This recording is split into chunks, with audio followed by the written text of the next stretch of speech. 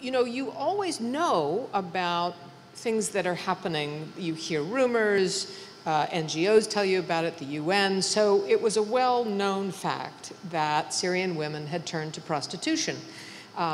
They were refugees in Damascus. It was stamped on all their passports, you cannot work.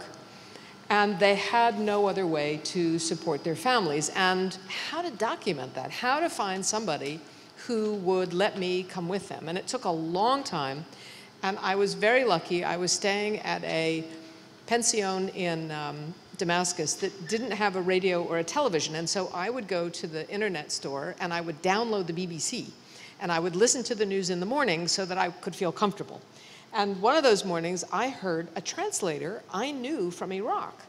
And she was translating for the BBC, Mona. And I realized she was in Damascus. There was no one else who could get me where I needed to go than Mona. She now works for The Guardian. She was brilliant. And sure enough, I said, Mona, I need to meet a prostitute. And she said, coming right up.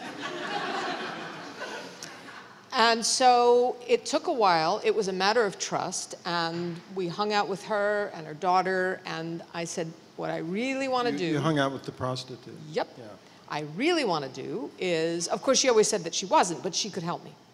I really want to go to a nightclub. I want to see how this works. And so we spent an evening at a nightclub in Damascus. And, you know, one of the things about being a short, dark-haired woman is I kind of look like everybody. And so when the lights are low and people are drunk, you really can't quite tell. Although Mona said, you need to wear different kind of clothes. You know, I wasn't really packed for a night at a nightclub. I didn't have anything quite low enough and quite short enough. Makeup helps. And, you know, you go into the ladies' room and all these Iraqi ladies are, you know, doing their eyes because you have to have great big black eyes. So if I could do that, if I could put on enough makeup, then I could pass. And I did. I passed. We stayed that evening. My translator, a man, realized what I was doing and showed up that night. And I realized he was on the other side of the dance floor. And when it was time to leave, we walked out and I forgot where I was and we started speaking English to each other. And the guards, the guys at the front desk said, you have to pay now. And I didn't quite understand. And the thing is that a woman coming into these clubs, you don't have to pay for anything until you leave with a man. And then they get a cut. And I was taken aback, and I sort of kept walking, and he says, you will never come back here. And I said, that is correct. Tell us a little more about that evening. I mean, it was interesting to me that the guys were on one side of the room dancing with each other, and the women on the other? That's quite normal in Arab society. Right. You know, the debka is a dance that men do with their arms around each other. So it's not unusual, but this is a market. You don't do the deal until about 3 o'clock in the morning. Everybody is eyeing everybody else. And women would dance together. A lot of them did it because they needed the solidarity with each other. You know, I had met them in the bathroom putting on their prostitute makeup, and they all were showing each other pictures of their kids on their iPhones because that's what they were doing it for. And so it takes courage, really, if this is not your profession, if this is how you are surviving, to actually carry this out. You don't make a lot of money. It's humiliating to do it. But if it's the only way that you can bring home food for your kid, you tend to do it with another woman. You tend to go up on stage, you hold hands, you hang out, because it kind of takes two of you to keep that courage going through the night. And, you know, people get very drunk. That's another bit of courage for these women. The real tragedy is there were United Nations protection officers, and their job was to go to families and say, look, we can get you $200 a month if you can have your wife or your daughter stop being prostitutes. And the argument back was $200 a month. We can make $200 a night. You know, it was an economic decision to do this. And my guess is that that is still going on in Damascus. even with this civil war. In fact, I would venture to say that it's probably more than it was during the times of the Iraqis, because people are even more desperate than they were then. How long did it take you to gain the confidence of the women to make that night happen? It took a year. It took a year to work that out. And I would go back every time I would go to Damascus, because I knew that on that first trip I couldn't say, and can you take me to a nightclub?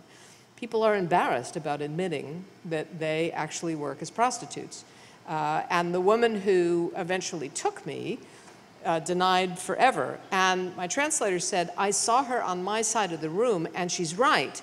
She isn't a prostitute herself, but what she was doing was showing pictures on her iPhone of young girls and selling them on the other side of the room while she left you at the table where you were.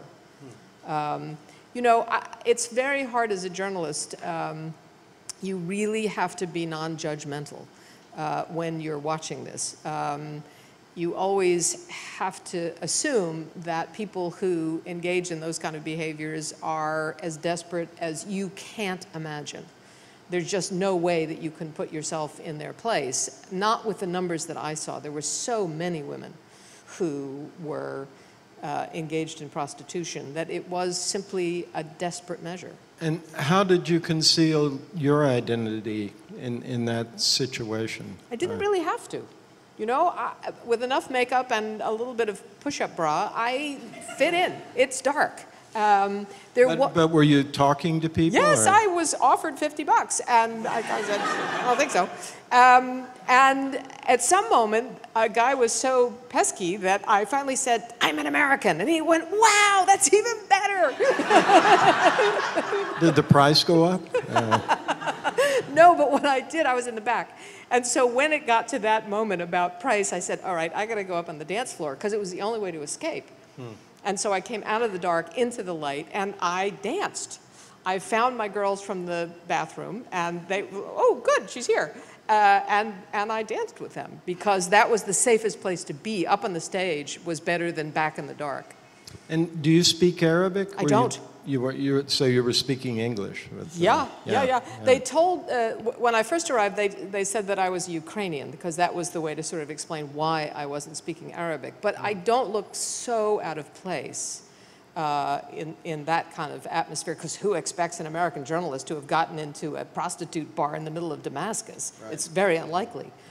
So no, but that was not the first thought that people had when they saw me there. And it wasn't, I mean, it was a high-class place, right? I mean, it wasn't like a down and dirty... Yanni, well, high class. You know, the place is filled with prostitutes, yeah. and some of them are kids. Okay.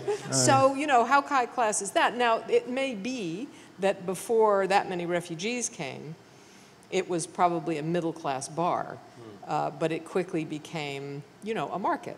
And Syrians quickly learned that they could also make money in this endeavor. So those guys at the front door, they would charge. So when they saw a woman leaving with a man, that's when the woman has to pay. She has to give a percentage of her earnings to these guys at the door. So everybody was doing okay in this business.